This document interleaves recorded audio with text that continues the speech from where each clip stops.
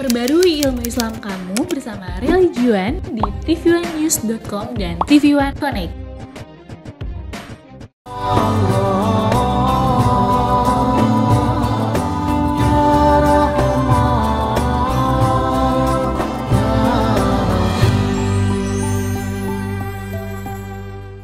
Bismillahirrahmanirrahim. Assalamualaikum warahmatullahi ta'ala wabarakatuh. Alhamdulillah, wassalatu wassalamu ala Sayyidina Rasulillah, Sayyidina Muhammad ibn Abdullah, wa ala alihi wa sahbihi wa mawalah, wa la hawla wa la quwata illa billah. Ashhadu an la ilaha illallah wahdahu la syarikalah, wa ashhadu anna Sayyidina wa maulana Muhammadan abduhu wa rasuluhu la nabiyya ba'dah. Amma ba'du fanawayna ata'alum wa ta'lim, wal ifadah wal istifadah, wal iqamah wal istiqamah, wal hatha ala tamassuki bi kitabillah wa sunnati rasulillah ibtigha'an mardatillahi wa wajhil karim. Allahumma faqihna fid din wa alimna ta'wil waj'alna minal ladzina yastami'una al-qawla fayattabi'una ahsanah. Allahumma arina al-haqqa haqqan warzuqna ittiba'ah wa arina al-batila batila warzuqna ijtinabah wa adkhilna bi rahmatika fi ibadikas salihin. Amin ya rabbal alamin. Pemirsa yang dirahmati oleh Allah Subhanahu wa taala, Al-Imam Ibnu Athaillah As-Sakandari radhiyallahu taala anhu menjelaskan kepada kita bahwasannya hendaknya kita tidak pernah berputus asa dari rahmat Allah Subhanahu wa taala. Beliau mengatakan, "Idza fataha lakal wijhah minat ta'arrufi fala tubali ma'aha in qalla 'amaluk." Sesungguhnya apabila Allah Subhanahu wa taala sudah membukakan bagimu suatu jalan untuk dirimu mengenalnya, maka jangan engkau pedulikan amalanmu yang masih sedikit. Fa innahu ma fatahalaka illa wa huwa yuridu ay yata'arraf ilaika. Karena sesungguhnya Allah Subhanahu wa taala tidak membukakan pintu perkenalan tersebut kepadamu melainkan karena Allah Subhanahu wa taala menginginkan untuk memperkenalkan dirinya kepadamu. Alam ta'lam anna ta'arrufa huwa muriduhu 'alaika wa ala a'mal anta muhdiha ilaihi fa aina ma tahdih mimma huwa muriduhu 'alaika. Perkenalan itu ketika kita dimudahkan untuk menuju Allah Subhanahu wa taala, itu adalah hadiah dari Allah dan pemberiannya. Sementara amalanmu adalah pemberianmu, maka di mana letak perbandingannya? Amalan yang engkau perbuat, yang mungkin di sela-sela amalanmu tersebut terdapat hal-hal yang tidak diperkenankan oleh Allah, terdapat niat-niat yang salah selain mencari keridhaan Allah Subhanahu wa taala, ataukah Allah Subhanahu wa taala yang memberikan kepadamu kesempatan untuk berubah menjadi orang yang diridhoinya. Di dalam jalan kembali kepada Allah atau jalan taubat, manusia memiliki dua cara, yang mana antara satu dengan lainnya terkadang saling berhubungan. La tsalis lahuma. Tidak ada jalur yang ketiga. Paling tidak inilah yang disebutkan oleh Profesor Dr. Muhammad Sa'id Ramadan Al-Buti di dalam kitab beliau Syarhul Hikam lil Imam Ibnu Athaillah As-Sakandari radhiyallahu taala anhu. Yang pertama namanya adalah jalur inabah. Di jalur inabah ini seorang hamba dilahirkan dalam keadaan muslim. Dirinya dibesarkan mengetahui bahwasanya la ilaha illallah Muhammadur Rasulullah. Di dalam jalur inabah ini seorang hamba berusaha sedemikian kuat untuk memahami hakikat kehidupannya. Dirinya mempelajari Al-Quran, mempelajari sunnah Nabi Muhammad SAW. Setelah dirinya mengenal Allah, kemudian dia berusaha untuk beramal salih, membaca Al-Quran, sholat 5 waktu, bersedekah, dan lain sebagainya. Maka apabila seorang hamba terbiasa melakukan hal ini, apabila seorang hamba betul-betul menjadikan apa yang selama ini dia lakukan dari hal-hal yang diridhai oleh Allah Subhanahu wa taala sebagai kebiasaan hidupnya, maka akan menimbulkan satu hasil, yaitu tasagharatid dunya fi qalbi. Dunia itu menjadi mengecil dan semakin mengecil. Seolah-olah dirinya sanggup untuk kehilangan apapun yang dia miliki dari perbendaharaan duniawinya. Ini namanya thariqatul inabah. Namun jalan yang kedua dinamakan thariqatul ijtiba. Thariqatul ijtiba berbeda dengan thariqatul inabah. Kalau thariqatul inabah, hamba memulai dari dirinya kepada Allah, maka thariqatul ijtiba, jalan ijtiba, Allah Subhanahu wa taala yang memulai perkenalan tersebut kepada hambanya. li sababin minal asbab qad la ya'lamuha illallah. Terkadang-kadang ada sebab-sebab yang tidak diketahui, melainkan hanya Allah Subhanahu wa taala saja yang mengetahuinya. Pernahkah Anda bayangkan seseorang yang mengubur putrinya hidup-hidup? Wa idzal mau'udatu su'ilat bi ayyi dzambin qutilat. Atas dosa apa bayi perempuan dikubur hidup-hidup? Sebagaimana Sayyidina Umar bin Khattab radhiyallahu taala anhu dapat melejit, dapat melesat, melampaui manusia-manusia yang ada sebelum beliau. Dalam ketakwaannya, di dalam kesolehannya, di dalam kedekatannya dengan Allah Subhanahu wa taala dan Rasulullah sallallahu alaihi wasallam, bi mujarradi mujalasatihi bi Rasulillah sallallahu alaihi wasallam. Karena beliau duduk bersama Nabi Muhammad sallallahu alaihi wasallam, melihat Nabi Muhammad sallallahu alaihi wasallam, bercengkrama bersama Nabi Muhammad sallallahu alaihi wasallam. Karena hal yang sangat sederhana seperti itu, akhirnya Sayyidina Umar bin Khattab naik ke atas derajat yang kita tidak mungkin capai. Sekarang coba kita pikirkan, apakah Sayyidina Umar bin Khattab naik ke atas derajat seperti itu karena banyak sholatnya, karena banyak puasanya, karena terus membaca Al-Quran tidak berhenti? Tidak. Ada orang-orang yang derajatnya justru dilejitkan, dinaikkan oleh Allah Subhanahu wa taala bukan karena disebabkan amalnya, akan tetapi disebabkan karena keinginan Allah Subhanahu wa taala pada orang tersebut. Insyaallah pada sesi selanjutnya kita akan melanjutkan pembahasan tentang taubat. Tetap bersama kami. Assalamualaikum Nusantara.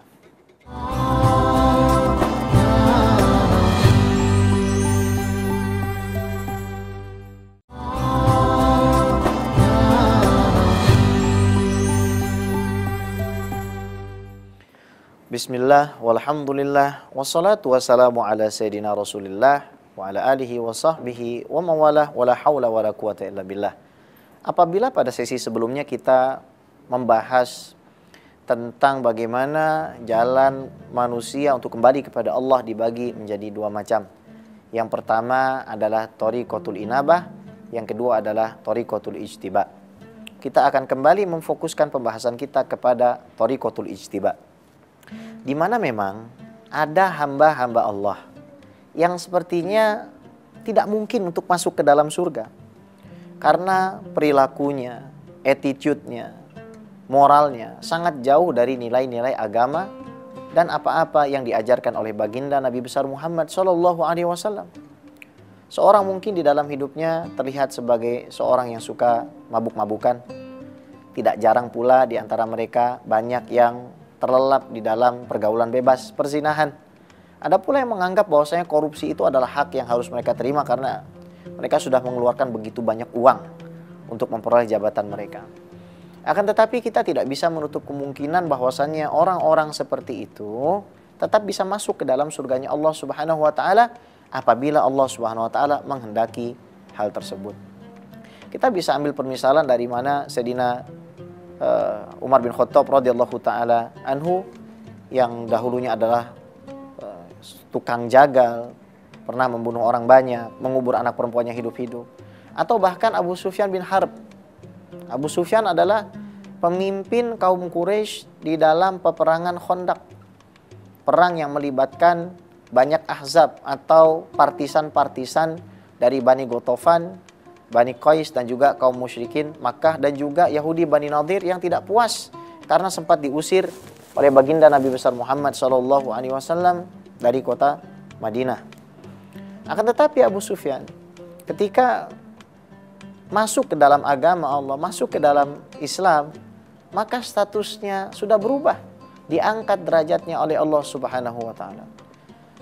Profesor Dr. Muhammad Said Ramadan Al-Buti, beliau pernah mengisahkan bahwasannya beliau memiliki seorang tetangga yang kayaknya nggak akan mungkin masuk ke dalam surga. Karena setiap orang yang melihat tetangga beliau ini selalu beranggapan bahwasannya orang ini pasti ahli neraka. Tidak jauh dari khamar, mabuk-mabukan, boro-boro sholat, boro-boro melakukan amal kebaikan, bahkan mungkin pemahamannya tentang Allah Subhanahu wa taala saja jauh dari kata benar.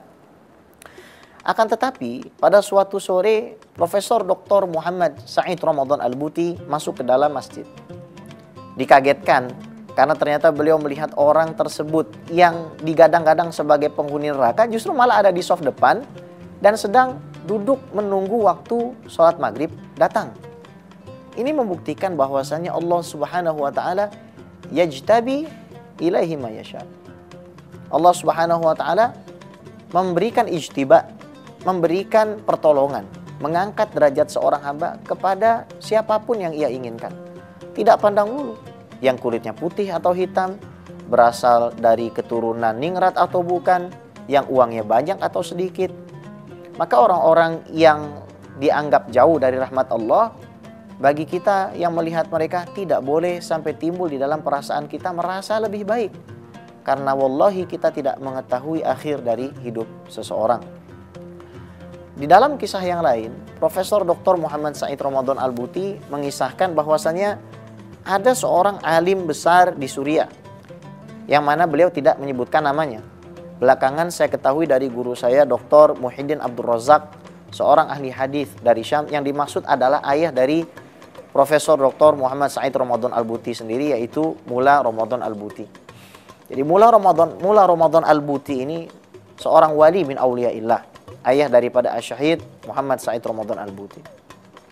Beliau mendatangi seorang mucikari. Iya, Anda tidak salah dengar, mendatangi seorang mucikari. Lalu beliau sampaikan kepada mucikari tersebut, "Wahai mucikari, berapa tarifmu satu malam?" Setelah disebutkan tarifnya, "Aku akan membayarmu jauh lebih banyak dari apa yang kamu bisa buat dalam satu malam, dengan catatan kamu harus mau mengikuti permintaanku." Mucikari tersebut menolak. Lalu Mula Said Ramadan Al-Buti meletakkan pundi-pundi uang, uang demi uang, tumpukan demi tumpukan, ditambahkan. Ketika sudah sampai banyak, lalu mucikari tersebut mengatakan, "Baik, aku akan memenuhi permintaanmu. Memang apa yang kau minta dariku? Aku tidak meminta apapun, melainkan engkau berwudu dan sholat 2 rakaat." Ya Allah. Akhirnya mucikari yang terkenal di Syam, di Suriah, sebagai orang yang dosa, zalim kepada Allah, zalim kepada dirinya sendiri, berwudu. Disaksikan oleh Mula Ramadan Al-Buti dan juga murid-muridnya. Karena pintunya agak dibuka sedikit, disaksikan itu. Nah kemudian setelah berwudu, mucikari tersebut sholat 2 rakaat. Allahu Akbar. Setelah selesai sholat, orang tersebut yang seolah-olah nggak mungkin masuk surga, Anda bisa bayangkan. Seorang mucikari, Allahu a'lam bishawab, ala akhir hayat, fi akhir hayat, bagaimana akhir hayatnya kita nggak ada yang tahu. Tapi ketika orang tersebut selesai sholat, dia memanjatkan doa yang mungkin tidak dipanjatkan oleh kebanyakan di antara kita. Apa doanya? Allahumma inni abadtuka ma abadtuka tami'an fi jannatika wala khaufan min narika walakin ishqan bika. Ya Allah, sesungguhnya aku tidak melakukan ibadah sholat ini karena aku mengharap surgamu. Tidak pula aku melakukan ibadah sholat ini karena aku takut diazab olehmu. Ya Allah, aku melakukan ibadah sholat ini karena aku merindukan dan mencintaimu, mengharapkan engkau membalas cintaku. Subhanallah. Kita beribadah untuk dapat surga, bagus. Kita beribadah takut dari azab neraka, boleh. Akan tetapi ibadah tertinggi adalah ibadah dari seorang pencinta kepada Tuhannya. Insya Allah kita lanjutkan pada sesi setelah ini. Tetap bersama kami. Assalamualaikum Nusantara.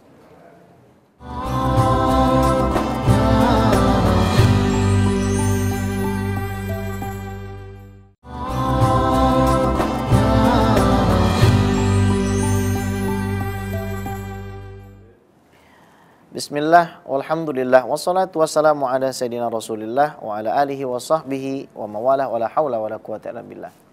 Kita akan melanjutkan hikmah dari kisah yang sudah kita bahas di segmen selanjutnya ya. Sebelumnya kita membahas tentang mucikari yang bertobat kepada Allah SWT dan memanjatkan sebuah doa yang sangat luar biasa. Al-Imam An-Nawawi radhiyallahu ta'ala anhu membagi orang-orang yang beribadah ke dalam 3 kelas. Yang pertama adalah man ya'budullaha ta'ala khaufan minhu. Ada orang yang beribadah kepada Allah Subhanahu wa taala karena takut dari Allah. Wa hadhi ibadatul abid. Ini adalah ibadahnya seorang budak. Kalau budak itu kan kalau tidak dipecut tidak jalan. Tapi ya ibadah ini bagus. Kenapa? Karena membuat orang itu menjadi takut akan siksa Allah. ya minimal orang tersebut selamat dari api neraka. Nah, ini adalah orang-orang yang tingkatannya paling bawah menurut Al-Imam An-Nawawi. Tingkatan tengah, alladzi ya'budullaha ta'ala tami'an wa taliban litsawab wal jannata minhu. Jadi ada orang-orang yang betul-betul beribadah taliban lil jannah, mencari surga, wathawab, dan juga pahala dari Allah Subhanahu wa taala. Wa hadhi ibadatu tujjar. Ini adalah ibadahnya tujjar atau para pedagang. Namun ada tingkatan yang paling tinggi. Alladzi ya'budullaha ta'ala haya'an minhu. Orang-orang yang beribadah kepada Allah Subhanahu wa taala karena dirinya memiliki rasa malu. Wa yadri annahu muqassiran. Dan meskipun dia terus beribadah dengan rasa malunya, dia tahu bahwasanya dirinya kurang di hadapan Allah Subhanahu wa taala. Wa yasiru qalbuhu khaifan li'annahu la yadri hal qubila amaluhu am la. Dan batin orang tersebut, dia sholat, dia puasa, dia zikir, dia malu kepada Allah Subhanahu wa taala, dia tahu ada hak daripada ibadah kepada Allah yang harus dia tunaikan, akan tetapi dirinya takut bahwasanya amalannya tidak diterima. Wa hadhihi ibadatul ahrar, inilah ibadahnya orang yang merdeka. Coba Anda bayangkan, Nabi Muhammad SAW mujtaba, adalah orang yang dipilih dan disucikan, mustafa, terpilih. Dan Nabi Muhammad SAW tidak membutuhkan dirinya untuk beristighfar, karena innallaha wa malaikatahu yusalluna 'alan nabi ya ayyuhalladzina amanu sallu 'alaihi wa sallimu taslima. Allah bersolawat artinya Allah merahmati Nabi Muhammad SAW. Malaikat bersolawat artinya beristighfar atau meningkatkan derajat Nabi Muhammad SAW. Akan tetapi Nabi Muhammad SAW memerintahkan kepada kita, istaghfiru rabbakum fa inni astaghfiru rabbi fil yaumi atamarrah. Mintalah ampun kepada Tuhanmu, karena aku Muhammad SAW meminta ampunan kepada Tuhanku dalam satu hari sebanyak 100 kali. Bayangkan, yang bersihnya seperti Nabi, yang sucinya seperti Nabi, yang luar biasa indahnya seperti Nabi, minta ampun kepada Allah. Bagaimana kita? Yang dalam keseharian kita, lidah kita begitu meluncur lancar, cepat sekali, melebihi cepatnya kereta api di dalam menyakiti orang lain, menzolimi orang lain. Akankah kita terus-menerus seperti ini? Tidak malu kepada Allah Subhanahu wa taala yang sudah memberikan kita nikmat lidah, yang sudah memberikan kita nikmat akal sehat? Akankah tidak kita enggan bertobat kepada Allah Subhanahu wa taala? Wal iyazubillah. Namun kita apabila sudah diberikan taufik oleh Allah Subhanahu wa taala, tidak boleh lantas menghakimi orang lain sebagai ahli neraka. Allah Subhanahu wa taala berfirman di dalam hadis qudsinya, ya bna Adam, wahai anak Adam, innaka ma da'autani wa rajautani ghafartu laka ala ma kana minka wala ubali. Wahai anak Adam, sesungguhnya ketika engkau itu berharap kepadaku, memohon kepadaku, aku akan ampuni semua dosamu dan aku tidak akan peduli akan semua itu. Allah Subhanahu wa taala menggunakan diksi kata anak Adam. Allah tidak mengatakan wahai pezina, wahai pembunuh, wahai pelaku LGBT, wahai koruptor, tidak. Allah mengatakan wahai anak Adam. Allah tidak bilang wahai orang kafir. Lembut Allah memanggil kita, wahai anak Adam. Kalau kamu memang betul-betul berharap kepada Allah, kalau kamu betul-betul menginginkan Allah, Allah akan mengampuni dosamu sebanyak apapun kamu buat dosa. Wa yabna Adam, law balagat dzunubuka ananas samai thumma astaghfartani laghafartu lak. Meskipun dosamu anak Adam sampai ke kerak langit, sampai ke kerak langit, sampai ke pucuk langit, dan engkau mengatakan astaghfirullahalazim, ya Allah ampuni dosaku ya Rabb, sesungguhnya Allah Subhanahu wa taala pasti akan mengampuni dosamu. Wa yabna Adam, law ataitani biqurabil ardi khotoya tsumma lakitani la tusyrik bi syai'a la ataituka biqurabiha maghfiratan. Sesungguhnya wahai anak Adam, apabila engkau datang kepadaku membawa sebesar bumi dosa-dosamu, sebesar bumi maksiatmu, sebesar bumi kesalahanmu, dan engkau tidak menyekutukan diriku dengan sesuatu apapun, engkau mencari ampunan kepadaku, niscaya aku akan menyambutmu dengan membawakan ampunan sebesar bumi pula. Allah Subhanahu wa taala Rahim. Oleh karena itulah Al-Quran dimulai dengan Bismillahirrahmanirrahim, dengan nama Allah yang Maha Pengasih lagi Maha Penyayang. Kenapa tidak dimulai misalkan dengan Bismillahil Aliyil Jabbar, dengan nama Allah yang maha tinggi lagi maha memaksa? Kenapa tidak dimulai dengan Bismillahil Wahidil Qahhar, dengan nama Allah yang maha esa lagi maha menguasai? Akan tetapi dimulai dengan Bismillahirrahmanirrahim. Kata Syekh Hamzah Yusuf Hansen, beliau mengatakan Allah memulai dengan Bismillahirrahmanirrahim karena Allah ingin memperkenalkan kepada seluruh alam semesta bahwasanya atribut atau karakteristik ketuhanan yang ingin kita ketahui dan kita ingat, bahwasanya Allah maha pengasih lagi maha penyayang. Mudah-mudahan kita selalu mencari rahmat Allah Subhanahu wa taala dan tidak pernah berputus asa dan tidak pernah membuat orang lain putus asa dari rahmat Allah Subhanahu wa taala. Hadza wallahu a'lam. Astaudiukumullah. Assalamualaikum warahmatullahi taala wabarakatuh.